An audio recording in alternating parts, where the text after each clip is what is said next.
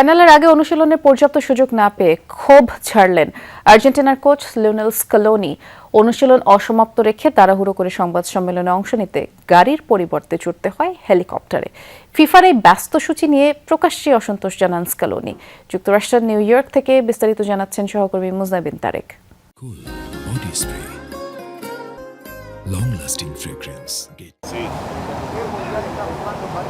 ইংল্যান্ডের বিপক্ষে ঐতিহাসিক জয় উদযাপনের রেশ কাটতে না কাটতেই ফাইনালের ভেন্যু নিউ জার্সির বিমান ধরতে হয় আর্জেন্টিনাকে।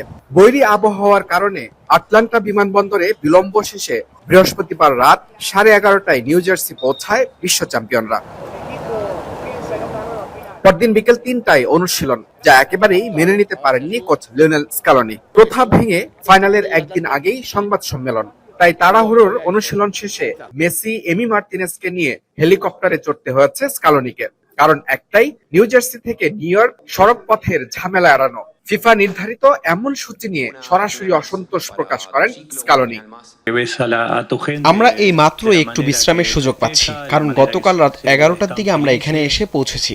আজ এমন একটা সময় আমাদের অনুশীলনে বাধ্য করা হয়েছে যা আমরা একদমই চাইনি, কিন্তু সংবাদ সম্মেলন আর এই সবকিছুর কারণে আমাদের একটা অদ্ভুত ও তাড়াহুড়ো করে অনুশীলন সারতে হয়েছে, যেখানে আমরা নতুন কোনো কিছু পরখ করে দেখার সময় পাইনি।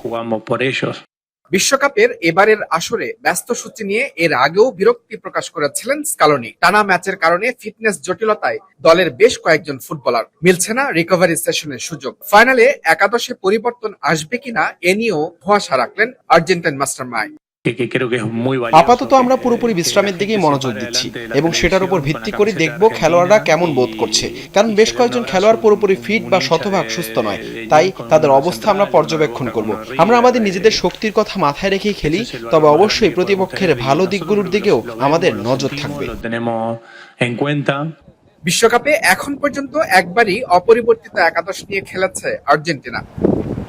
ফিফার ব্যস্ত সূচি নিয়ে কোচ লিওনেল স্কালোনির রাগ করাটা বেশ যৌক্তিক। গত 15 বছরে বিশ্বকাপ সহ 21টি বড় আসরের 18টিতেই ফাইনালে হেরেছে সেসব দল যারা প্রতিপক্ষের চেয়ে অনুশীলনের সময় কম পেয়েছে।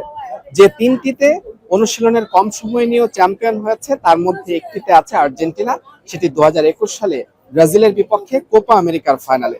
কম সময়ের অনুশীলন পেয়েও তারা কিন্তু চ্যাম্পিয়ন হয়েছিল। আর্জেন্টিনা চাইলে সেখান থেকে অনুপ্রেরণা নিতে পারে এবারের বিশ্বকাপ ফাইনালে। Mujra bin Tarek, Jamuna sports, New York, যুক্তরাষ্ট্র।